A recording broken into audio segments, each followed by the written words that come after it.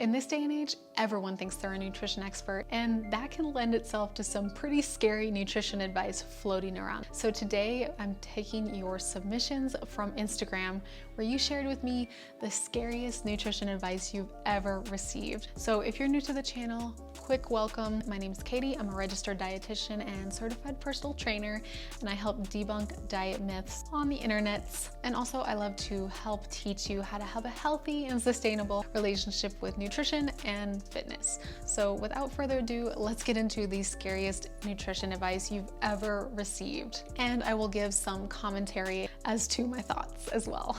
The first one is to never eat more than 1,400 calories and to never eat fat and carbs in the same meal. 1,200 to 1,400 is probably like the bare minimum that anyone wants to go for any reason. That's because it's really, really hard to get proper nutritional balance, meaning like thinking of your micronutrients, like your vitamins and your minerals. It's really gonna be hard to get in the nutritional balance that your body requires if you're having such a low caloric intake. Now, I'm sure this person was probably trying to promote weight loss in some way, shape, or form, but I still feel like it's more important to focus on fueling your body adequately, especially when people who are attempting to lose weight typically are being active as well. There's no way that 1,400 is the maximum for you.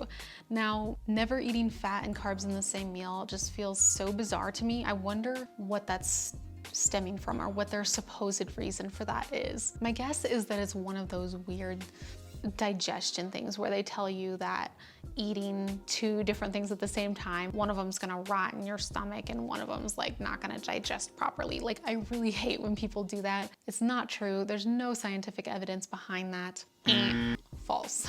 Next one is from Shay. She says, MDs or doctors telling their patients with diabetes not to eat carbs. Oh yeah, Shay, I totally feel this one. This one is so annoying coming from anyone, honestly, but especially coming from doctors, because people really value doctors' opinions, and so it can really, really convince someone that that's exactly what they should do. Now, I want to start by saying everyone is different. So of course you should value your doctor's opinions, but if you feel like something is off, then you might want to get a second opinion. I will also say that most doctors are only required to take 1 or 2 nutrition courses in the whole course of their time in college. So from the information that I know, that is how much they have of nutrition information unless they learn it elsewhere. And that's not trying to diss on doctors and say they don't know anything. They probably know a lot about a million different things, but just know that they're the experts in the human body and that's kind of their niche, whereas a dietitian is solely focused on nutrition metabolism, and diets, if you want to put it that way. Not fad diets, but just ways of eating is what I mean. So try to get a second opinion from a dietitian, or at very least another doctor, if you feel weird about some of the advice that your doctor is giving you. And just as a background, just to solidify this, I feel like it would take a whole video to explain it. Carbs are not bad for diabetes. Now, there are certain things that you should consider when you're a diabetic, like having more whole grains, having more dietary fiber, fruits and vegetables, and maybe even spacing out your carbohydrate content throughout the day. They call it carb counting. So having carbohydrates throughout the day versus all in one meal or only at 2 times per day really helps spread out your blood sugar and helps you have more balanced blood sugar. So I'm not taking away from that, but not having any carbs at all is most likely, for 99% of you, not good advice. The next one is from Erica. She says, drink hot water to feel full. Oh goodness, this sounds like a tip from like the 90s or something, like in a magazine of like how to hinder or stop your appetite. This one really, really annoys me because it stems from perpetuating the fear of hunger. Hunger is a very normal thing to have. It's what keeps us alive. It's what makes us human. It is a survival instinct to feel hunger because it helps us fuel our body when it needs it to live. There's nothing wrong with feeling hungry. And if you feel hungry, chances are that means you need to eat food. Yeah, this one is so annoying. Hot water, I feel like would stimulate your GI tract a little more than just normal room temperature water or cold water. So it's funny that they said hot water, because I almost feel like it would do the opposite.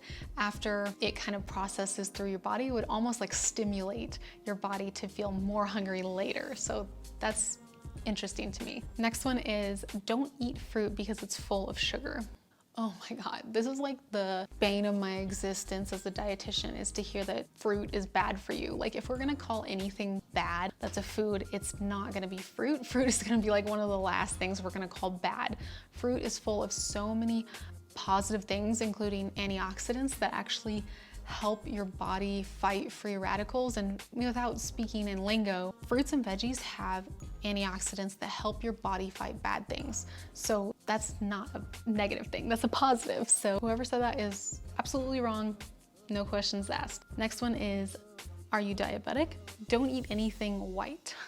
Oh gosh, it frustrates me that diabetics are targeted so much for such bad nutrition misinformation. Anything white, first of all, is such a broad thing. Like onions and potatoes are white, and they have lots of positive attributes, including like vitamins and minerals, healthy carbs, fiber, things like that. So anything white is just a ridiculous statement. Now, maybe I will give them that if you're a diabetic, having more whole grains is probably gonna help stabilize blood sugar better and help not secrete too much insulin at one time and help manage your blood sugar. So I don't wanna take away from that, but just saying anything white is just such a silly thing to me. Ugh, it's that black and white thinking that just bothers me. Next one is eat 1 walnut each morning to keep cancer in remission. Holy Jesus. Okay, so that's a huge promotion of walnuts right there. First of all, walnuts are great for you. Definitely don't want to take away from that. They're high in omega-3s, they're high in fiber, and just overall, I would highly recommend having walnuts, but you gotta watch out for when people make these very outlandish claims about a particular food being a magical cure. I think it's really misleading to say that a walnut is gonna keep you in cancer remission. And I have a lovely book, I actually have it right next to me as a reference. It's called Food is Not Medicine, and it gives a really good explanation of why it's harmful, or why it can be harmful to claim that food is like a medicine, or like it works like a medicine. Because in the instance of like cancer remission, for example, it's really dangerous for our patients to be thinking that just by eating 1 walnut a day, they don't need to go into cancer treatment. It's a really dangerous way of thinking and a really dangerous way of spreading misinformation. So eat walnuts, but it's not gonna cure you of cancer, unfortunately. A shot of apple cider vinegar each day for fat loss, of course. Now, there has been some research that I've read that shows that having vinegar does help kind of like, I don't want to say hinder the appetite, but it can help with leveling off blood sugars, which can in return help with feeling hungry too soon. So say like right after a meal. I would say this is an example of one that would be taken with a very big grain of salt. Apple cider vinegar is not a negative thing for you, but I wouldn't take it in shots because it's not very good for your enamel on your teeth, and it's also not good for your esophagus to have it that way. At least have it in like a cup of water mixed in with it. And if you don't want to take it in a cup of water, because that might not taste great either, have it mixed in with olive oil and do your own salad dressing. That's an easier way to incorporate it into your diet without hurting your enamel and your esophagus. Don't try to big brain it, just incorporate it into your food and you'll be fine. And then I had several of you comment on the keto diet.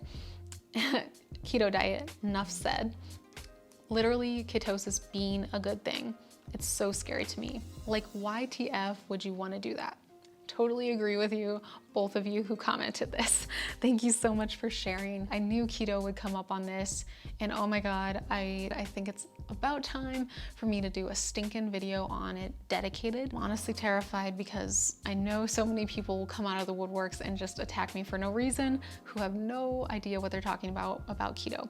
But just to tickle your fancy a little bit and to humor you on this topic just a little bit in this video, we can do a full video on it, going in depth In honor of the title of this video being misinformation, I want to share a comment on one of my videos and then share my response, because I think you might find it interesting and you might find the response informational about my thoughts on keto and if you should do it too. This comment comes from my video where I talk about how I got my period back after birth control / I realized that looking back, it's probably due to having a history of an eating disorder as well, and that probably contributed to it. But anyway, I share some tips about having a balanced diet to help get your period back, because that's one of the most important things that you can do after your body is kind of depleted of nutrients through birth control and also through disordered eating. So someone commented, and I just love it. They're like, completely disagree with consuming a high carb diet. This causes insulin resistance and the body performs better on ketones as fuel. Telling people who have insulin resistance or type 2 diabetes to eat more carbs and sugar is horrible advice. Oh, it hurts so much. And you will be causing them more problems. That actually did hurt. Please do some research. Not everyone is safe to run on glucose. Oh God, I can't even read this with a straight face. And most people are obese and glucose causes obesity. Also wrong. We're gonna talk more about it. Eating every 3 to 4 hours spikes insulin, so again, horrible advice. Exclamation point, exclamation point, exclamation point. Oh my God, this person triggers me so bad. We're not here to be defensive. We are here to shed positive light on what the truth is. So I wanna share with you what my response was, because I had to type it out for a long time. And it took me a long time to really think of all the points that I wanted to make about keto, and still I didn't quite touch on all of them. Now, I first want to emphasize that I don't think I touched on in this message is that no one particular thing causes insulin resistance or type 2 diabetes. Carbs or sugar do not trigger type 2 diabetes in themselves. All different types of factors play into insulin resistance, including, I'll take it from my handy dandy book, distribution of body fat, genetics and family history of diabetes, ethnicity, being of an older age, low levels of physical activity, PCOS, low dietary fiber intake, high blood pressure, chronic stress, and sleep deprivation. So all of those things play into the possibility of becoming insulin resistant, not sugar or carbs. Okay, anyway, all right. I said, first and foremost, I'm an advocate for what works well for you. If you find that this works well for you long-term, then continue to do that. There are some people that do better on keto, but my advice applies to the 99.9%, not the 0.1%. There is a long, extensive body of research on carbohydrate counting for helping insulin resistance. Not to mention that glucose is our body's preferred and most utilized source of energy. When we don't get enough glucose, our body has a pathway called gluconeogenesis, where we literally make glucose from fat and protein because our body needs it that much for survival. So yeah, it really bothered me that she said that not everyone needs glucose and that glucose is harmful. Glucose is what our body uses to create energy and ATP. As I mentioned to her just a second ago in this comment, when we don't have enough glucose from actual eating of carbs, we convert the protein and fat in our body to glucose to create more energy. So this person obviously doesn't know much about nutrition in the slightest, so I'm not gonna take their insult to heart. And there is very minimal research on keto and how it impacts our health, with the exception of being proven to help in some scenarios with epileptic seizures. So there is research on keto for epileptic seizures, but that's basically the only long-term study that's been done on keto and it for the purpose of medical nutrition therapy. I go by the research, not by what the latest influencer, celebrity, or person with no nutrition science background is preaching has worked for them for 1 year, because that is a good point. Keto can work for you short term maybe, but can it work for you for your whole life? Come back to me in 10 years and tell me that you're still doing keto, and then I'll give you $100. Our bodies are not designed to do ketosis long term. It's a survival mechanism, not something that we're meant to or designed to do forever and always. Not to mention, it wouldn't be financially or agriculturally feasible for everyone to do keto just on the environmental impact it would have alone. P.S. An overconsumption of any macronutrient will result in weight gain over time, not just carbohydrates. Oh my God. Yeah, I forgot how much that part annoyed me too. Glucose is not what leads to fat. Overconsumption of any nutrient, carbs, fat, protein, is gonna lead to weight gain over time. Okay, I feel like I need to wrap this video up because I have packed a lot of information in for you guys to sit on today. So let me know if you learned anything from today's video, and if you'd like me to do any other kind of reaction style video like this one. I'd love to hear your feedback and what you learned in the comment section below. Check out all my links in the description box below, and check out the latest video in the end card. Thanks so much for joining me for today's video, and I will see you all in the next one. Bye guys.